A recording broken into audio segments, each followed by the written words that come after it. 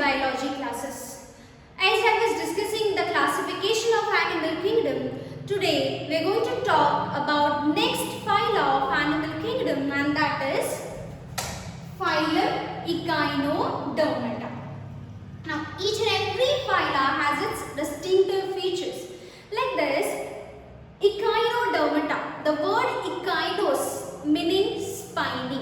Okay, so as I was telling you about mollusk meaning soft body, okay, likewise echinos or Echinodermata are having spiny bodied animals. Now spiny bodied animals, that means they will be having spines like structure on their body, somewhat like this. Okay, and these spines are emerging outside, or these spines are looking on the external surface of the organism. But these organisms are having endoskeleton. Now you must be wondering, if they are outside, how it can be endoskeleton? Remember that these organisms have inside the body some calcareous tiny ossicles. Now what is ossicles? Okay, ossicles are tiny bones. Remember this thing. Okay, like we also have tiny bones in our middle ear, right? We have tiny ossicle in our middle ear, that is malleus, incus and stapes.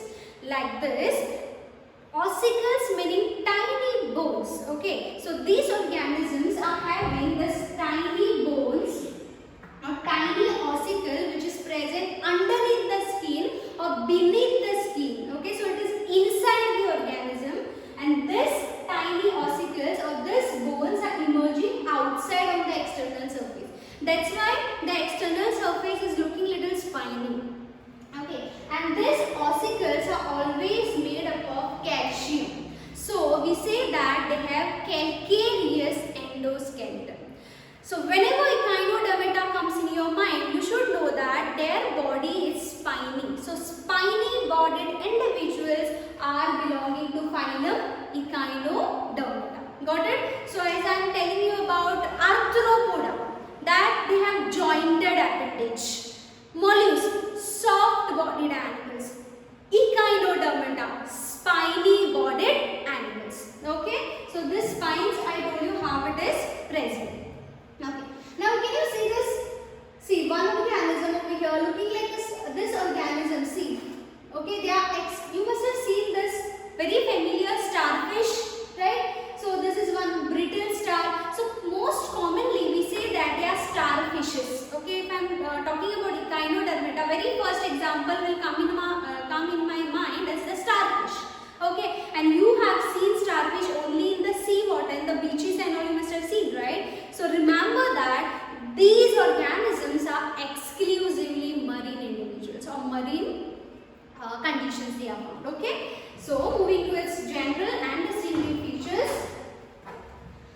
I told you echinos meaning spiny. Okay, so they are spiny bodied animals, and they have endoskeleton. As I told you that endo meaning inside the body, and that skeleton is made up of calcareous ossicles.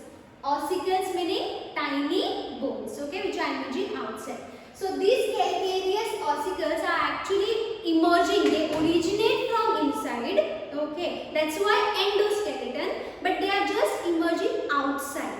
That's why it is looking like a spines on their body, like different types of spines on their body. Okay, now second point, I told you they are exclusively marine organisms found only in the sea water.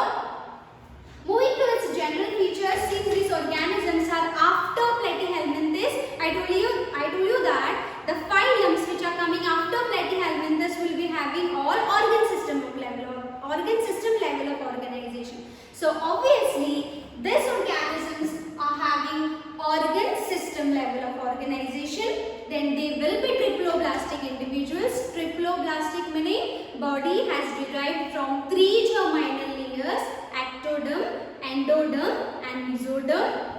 They are true coelomate individuals, meaning they have perfect coelom in their body, meaning cavity, and they are radial symmetric. If you remember, I must have told you in the previous video, there are only 3 phyla which are showing radial symmetry.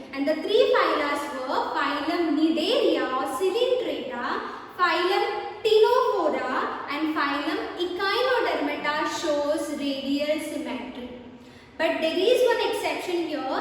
The larvae of these organisms, meaning during the indirect developmental stages, there is larva. Okay.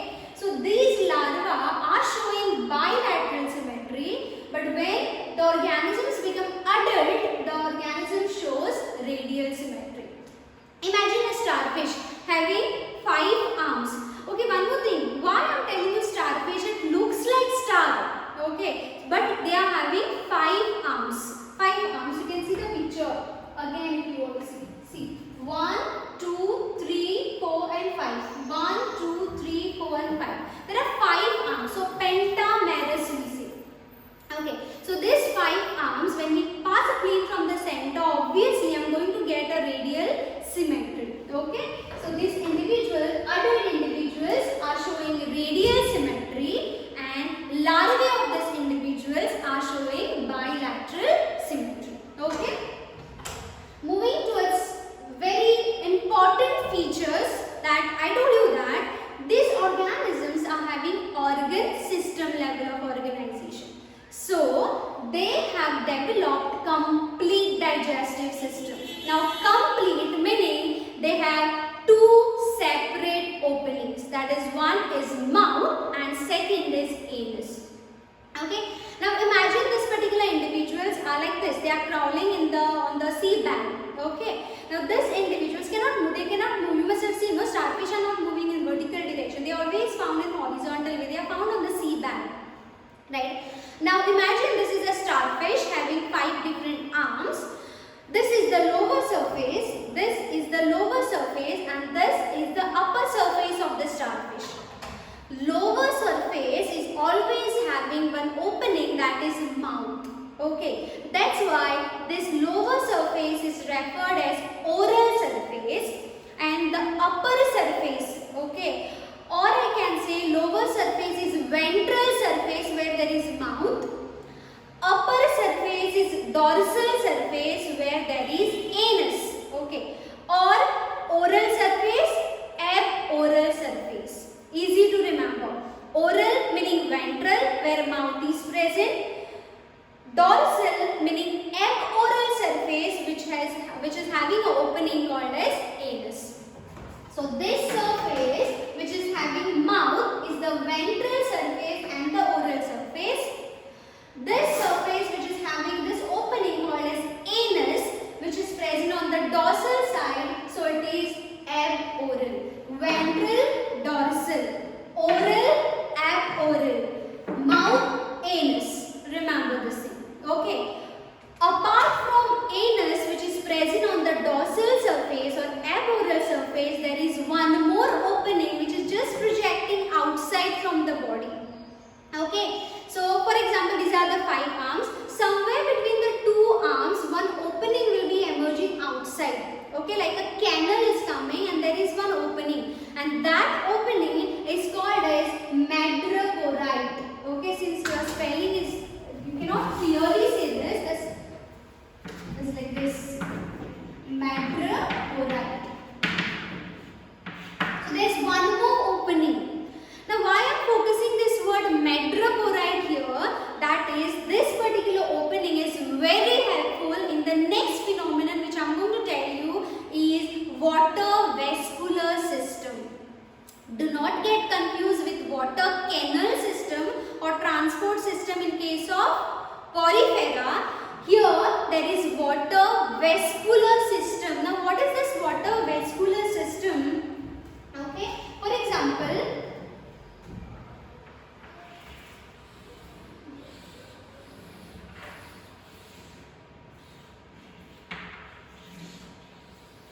okay, 1, 2, 3, 4, 5. But right now I am not drawing this particular 5th one arm. Imagine these are the 5 arms of this particular starfish, commonly called as starfish. Okay.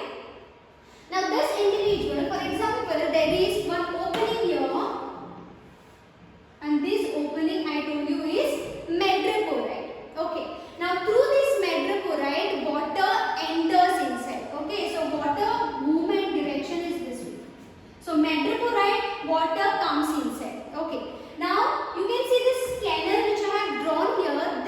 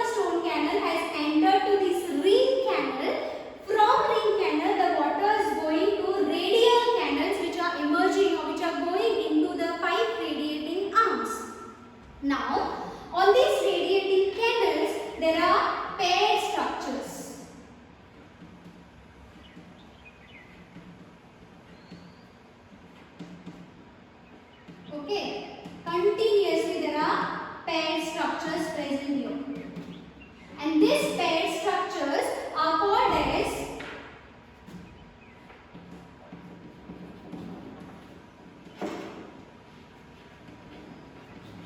tube fit. Okay, so entirely we say that on the radiating canal there are two tube foot, you can say, and together we can say them as tube fit. Okay, so what happens? Water has come to metrochloride, entered to stone canal, has gone to ring canal. Now from ring canal has entered to the radiating canal, and from radiating canal the water enters to tube fit, and then water moves out. This is water vascular system. Water has entered, has moved to different radiating canals and gone from the tube fit. So this is water vascular system. Now why I am focusing this water vascular system? Because this is the peculiar distinctive feature of echinodermata. Okay. Now you know that water will be having lot of food particles.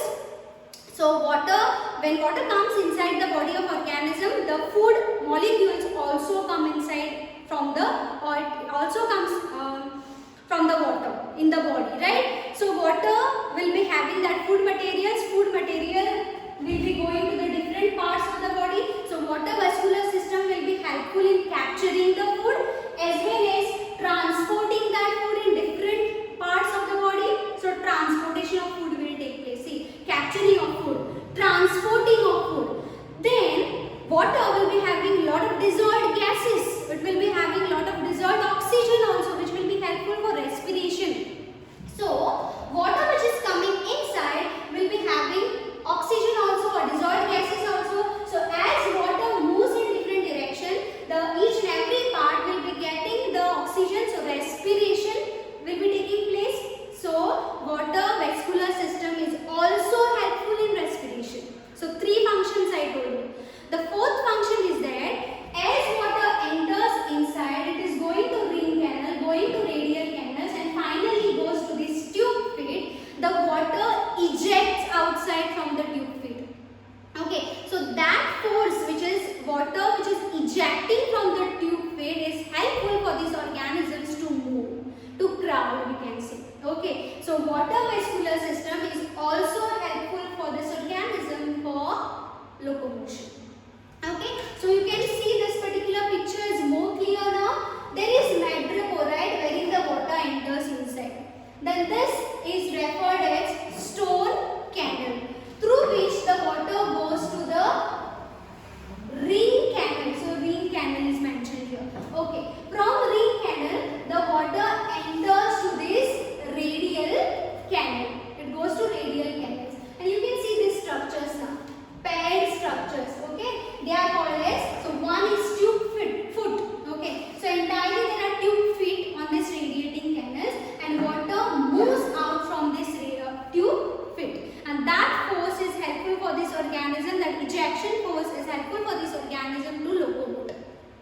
So remember, very distinctive feature, important distinctive feature of these individuals, they show water vascular system wherein water will be coming in different direction, and that will be helpful for locomotion, for capturing their food, for transportation of food, and for respiration. Remember this thing. Okay.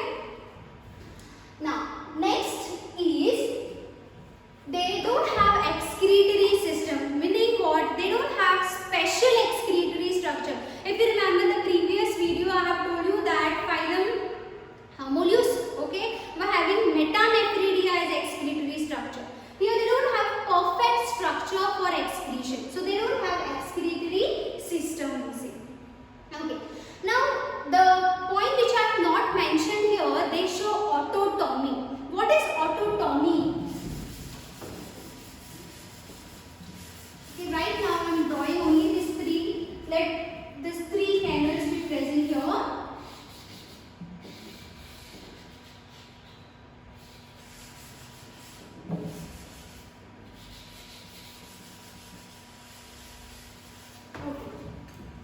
Now these three, for example, there is one more canal here, there is one more canal here, and like this. Okay, this is a starfish, imagine. Now they show a property, I told you that property is referred as autotomy.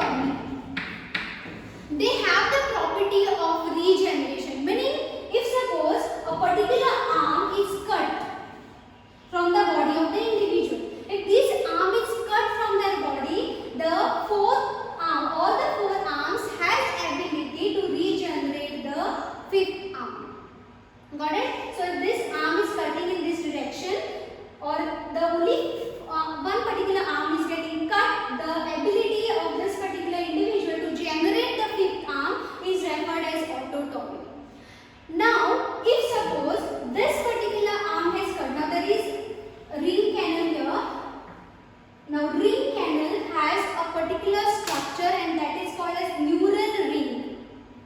They have a nerve ring, nerves they have, okay, and neural ring we say, or I can say, I will write here neural ring. Okay. Now, if particular arm is cutting via the neural ring, or even if small part of neural ring is cut along with this particular arm, okay, then this arm itself can give rise to more forearms. Got it? So this property is also autotomic. Autonomic, automatically the regeneration takes place. Now why this single arm can give rise to all different forearms? Because that has the neural ring. Okay, part of neural ring. That's why it has the ability to regenerate. If I